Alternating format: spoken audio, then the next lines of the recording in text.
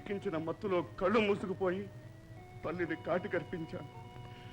దేవుడు లాంటి తమ్ముడిని దేశాల పాలు చేశాను.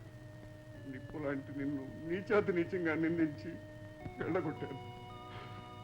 మన ఈ స్థితికి కారణం వీడి నెత్తురైన పశ్చాత్తాపానికి గుర్తుగా ఉంటుంది. మీరెవ్వరూ చంపద్దు. ఈ పాపిని నేనే చంపాలి. కనపడ్డ ఆడదానల్లా కాటేశాడు. మీ ఇల్లు గుల్ల చేసి మిమ్మల్ని విడదీసి చివరికి వదిన గారి శీలాన్నే బలి తీసుకోవాలని చూశాడు. ఈ నీచుడి వల్ల నా జీవితం ఏనాడో నాశనమైంది. ఇతని పాపాల్లో నాకు భాగం ఉంది. ఆ పాపానికి పరిహారంగా నా చేతులతో నేనే తప్పుతాను. నా చేతులతో నేనే తప్పుతాను. తమ్ముడు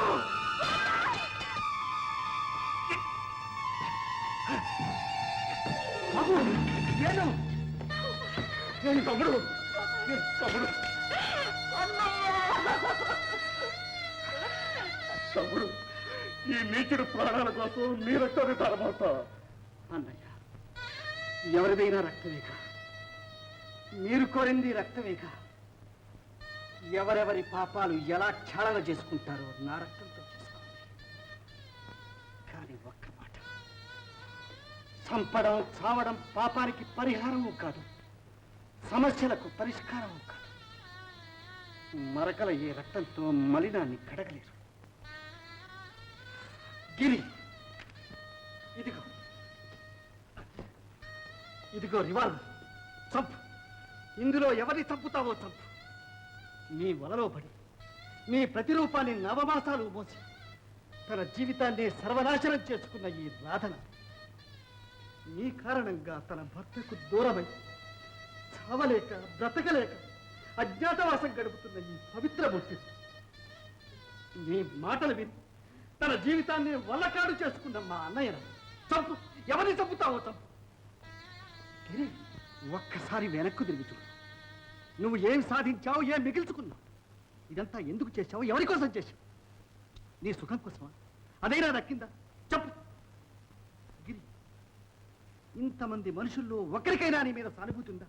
అది నువ్వు సంపాదించుకోగలిగావా? చెప్పు గిరి. నిజమే, లేరు.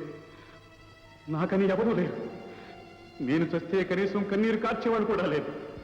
గిరి, ఏమిటి ఆవేశం? నన్ను ఆపకండి, నన్ను చావలేమండి. నన్ను బ్రతికించి ప్రతినిత్యం చచ్చేలా ఎందుకు చేస్తారు? కాదు, నీలో మంచిని మొలకెత్తించాలని, నీతో మంచిని చేయించాలని. అవును, నాలో ఉన్న రక్తం అంతా తీసేసి కొత్త రక్తం నింపితే కానీ మంచికి తావులేదు. మళ్ళీ వదలండి. గిరి, ఈ ఒక్క మాట చాలు. పశ్చాత్తాపంతో తప్పించడమే మంచికి బీజం. చూడు,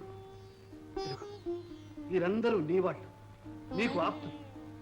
రాధా, ఇలా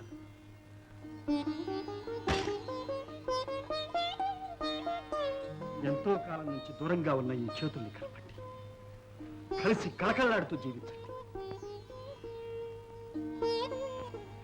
అన్నయ్య, అనుమానాలకు అపార్థాలకు చోటిస్తే దాని ఫలితం ఏమిటో మన జీవితాలే నిదర్శనం.